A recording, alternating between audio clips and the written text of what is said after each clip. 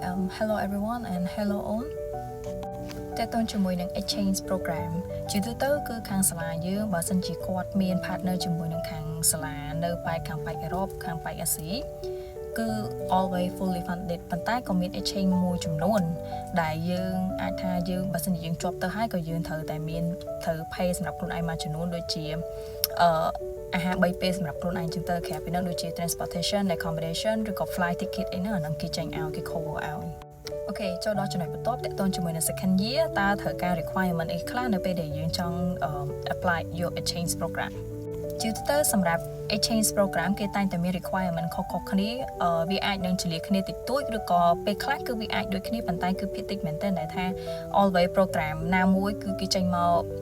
requirement ដូចគ្នាអញ្ចឹងគឺអត់ទេគឺមានខុសគ្នាច្រើនអញនិយាយថាបានទី1អ្វីចំណុចដែលយើងត្រូវមានគឺ transcript official transcript គឺត្រូវតែមានឲ្យគេ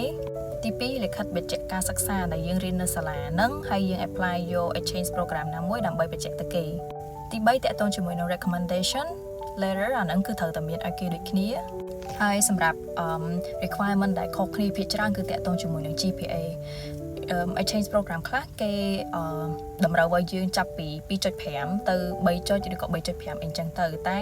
បើជាទូទៅexchange program មួយចំនួនភាគច្រើន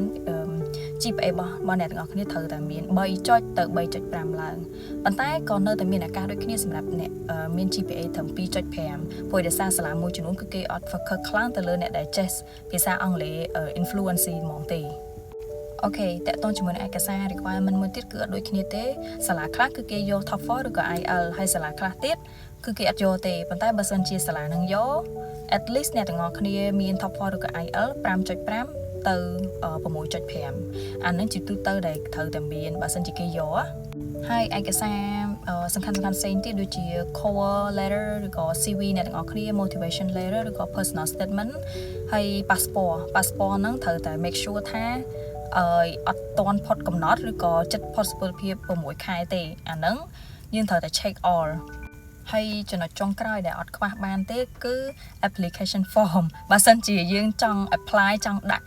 exchange program ណាមួយហើយអ្នកទាំងអស់គ្នាអត់បានពេញ form ឲ្យគេហើយដាក់ទៅឯកសារ support នានាប៉ុន្តែអត់application form ហ្នឹងគឺមានន័យថាគឺចប់គ្រប់សព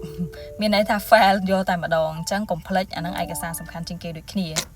អូខេអញ្ចឹងវីដេអូថ្ងៃនេះគឺមានតែប៉ុណ្្នឹងទេសម្រាប់មកចែកម្លែកបន្ថែមទៅកាន់អ្នកទាំងអស់គ្នាហើយបើសិនជាអ្នកទាំងអស់គ្នាមានសំណួរឬក៏ចម្ងល់អីបន្ថែមតាក់ទងជាមួយនឹង exchange program ឬក៏ឯកសារអីនានាទៀតអ្នកទាំងអស់គ្នាអាចធ្វើការ comment សួរបន្ថែមទៀតបានអូខេអរគុណចាស់សម្រាប់ការតាមដានវីដេអូតាំងពីដើមរហូតដល់ចប់ Thank you bye bye